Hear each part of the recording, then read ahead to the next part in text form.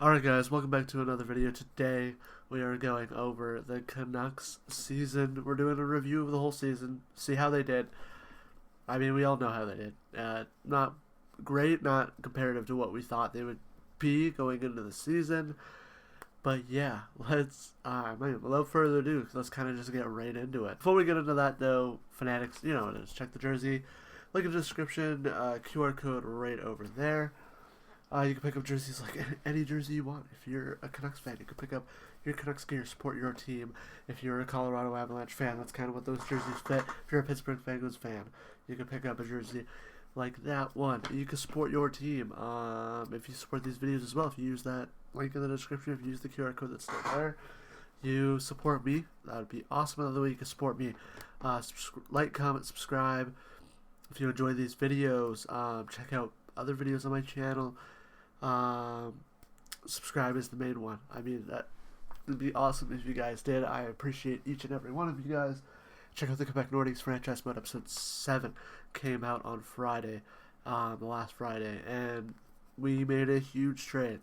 The reason I'm kind of still talking about it, I might stop soon, but the reason I'm talking about it is we made a huge trade for a player that is a little younger. He was an RFA, so that's all I'm going to really say. But yeah, that's about it. Let's get back into the video. Alright, so the Canucks ended off this season with a 38-30-14 record for 90 points. It was good for second best out of the teams that missed the playoffs.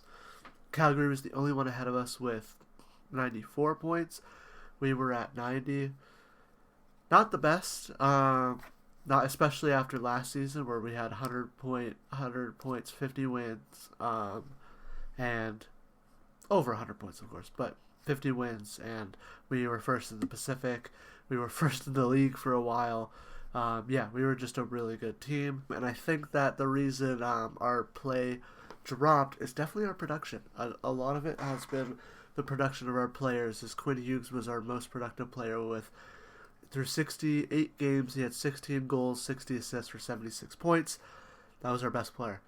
Then Brock Besser would be second with 75 points. He'd do 25-25 for 50. Connor Garland through 81 had 19-31 for 50.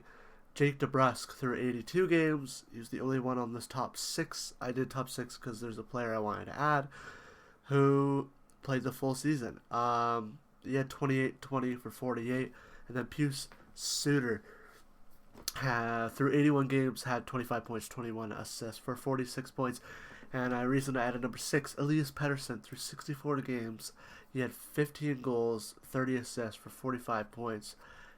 If he played a full 82-game season at that pace, he would have 57 points, which is not what we want Pettersson to be doing. It would have been second on our team, though. That's the thing I wanted to point it out. Our team did not produce as well as a lot of people thought, and and things happened because of that slow production and that us just not doing well. There was a huge storyline this season of Elias Pettersson and JT Miller not getting along, and that eventually culminated in big trades. So the next section, JT Miller these are the two, I picked 2 trades. I feel like it's not that many, just the 2. JT Miller along with Jackson Dorrington and Eric Brandstrom sending over to the New York Rangers in exchange for a first-round pick, Philip Hedl, and Victor Mancini. Now, JT Miller was a huge part of the Rangers moving forward. They still missed the playoffs. The first-round pick, void for now. Hedl was very good until he got hurt. We got another concussion. A lot of people saying that the next concussion could be the last one. It doesn't seem like this one will be the last one, but it definitely hurt his season. And then Victor Mancini as well. Looked very good at the end of the year. I really like how he plays, and hopefully he has a really good offseason. I feel like he could be a consistent player in our decor for the next few seasons. The next trade, and the reason I said avoid out the first for that one, because it got sent away immediately. We never used it. Even then, we haven't used it till now. Along with Danton Heinen and Vincent Desharnais and Melvin Fernstrom. Now, Desharnais just didn't really fit. Heinen, same thing. Was serviceable, just didn't really fit. Fernstrom, never really gave him a chance, but we needed Marcus Pettersson. That's the main part. And then Drew O'Connor. Drew O'Connor really could see. I think I really enjoyed his play, although he didn't produce maybe to the pace that people would want. I thought he had a pretty good last half of the season. Marcus Pettersson, that's just the missing piece we needed in our D core. I feel like if we had him all year, our D would have been a little better, and we would have had more points. Definitely comparative to the defensemen that were playing in the spot that he ended up playing in, he definitely had a better wins above replacement than those defensemen.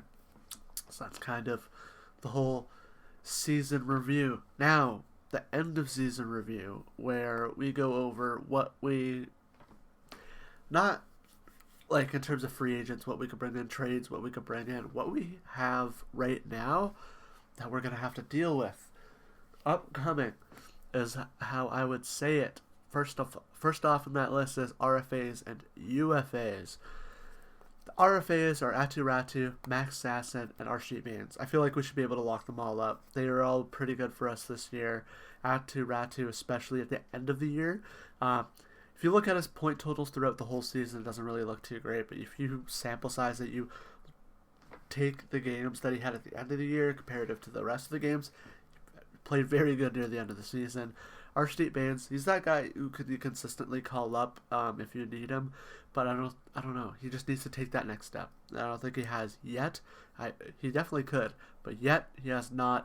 And Max Sasson, he looked very good. Surprisingly, I didn't expect him to look very good with the Vancouver Canucks. I enjoyed his play this season. He could definitely take a next step, but if he doesn't, he'll be a really good, consistent AHL guy and a guy that people can learn off of. Our UFAs. I'll start from the bottom and go to the top. First one, Noah Juleson. We don't have that many UFAs, so the fact that Noah Juleson is 4 is good. Next season, we have a good amount of UFAs. But Noah Juleson being 4, he was hurt for a lot of the season. A lot of people don't like him because they feel like he throws the big hit, tries to make the big hit, and then loses the play behind him. Other than that, he looked pretty good this season, but he did have his downs, and a lot of people do focus on his downs because there are a lot more of them than the ups. Derek Forbert, I really liked this play near the end of the season. I thought that he was just trying to mesh. If they want to bring him back, fair. I mean, like $1 million, it's not going to be that expensive. I don't think. He's getting older. But if they don't bring him back, it's kind of not really a big loss, especially because Pettersson, Elias Pettersson looks very good, and Tom Wallander could maybe take the jump, but there's some contract negotiation stuff going on with him right now that kind of makes it seem like he won't be joining soon, maybe next season, but we're not sure. Pius Suter, I think he might have priced himself out of Vancouver, but I think if they were to pick one of the two to bring back, he'd be the cheapest, so you could still go out and get someone in free agency if they bring him back. But if they don't bring him back, you could still have a decent amount of cap space if you go for the guy ahead of him, Brock Besser. We have 16, now I'm going to jump a little bit. We have $16.720 million in cap going into next season. If we sign Brock Besser for 8, we would have 8.72, meaning we'd have a decent chunk to spend on free agents, meaning we could bring in a top 6 forward, meaning we could bring in, I don't think we need to bring in a defenseman. Goaltending is fine. A top 6 forward, that's just literally what we need. If Besser leaves and we bring back Pius Suter, maybe for about 4, 4.5, 5, he might have priced himself into that range, 46 points, 25 goals. It's just a matter of consistency. Can he be consistent like he is this season, or is this season just because of circumstance, I think? Could be the main point. But those are the two. Besser right now, I know a lot of people are going to think as well. I do think unlikely, but still not impossible. We could definitely bring him back. If we give him the term, we give him the right contract, he'll definitely want to come back. I just feel like it probably won't happen. Suter, though, I could definitely see them bringing Suter back. And if we bring him back for 5, we have 11. We can splurge, but I feel like people would be like, well, why would we give up $11 million to another player when our $11 million player right now isn't good? So if you bring in another $11 million player, it could definitely boost Pettersson's play, but also I feel like Pettersson regardless, could take a jump next season. But that is the year-end review. I don't want to get into a bunch of stuff next season. I just kind of wanted to go over like the stuff that we can look at and say, this is, right, our record. That's what it is. We finished second. We finished 2 spots out of the playoffs. Our players, that's how they did. Pedersen could have been at this pace. He would have been second if he played at 82 games. That's the pace he was at. So, yeah, you can fault him. Had a bad year. But in terms of all our players, I feel like second is usually where he's going to be. Hopefully first. The trades, those are what happened. UFAs, those are our UFAs. RFAs, those are RFAs. We can speculate what's going to happen with them, but that I just laying out the framework for this offseason and for this season. If you guys enjoyed this video, make sure to like, comment, subscribe. Check out these 2 videos up here. The one on your right is the video from Monday. The one on your left is the video from Friday. Subscribe's right down there. And I'll see you guys on the next one. Bye.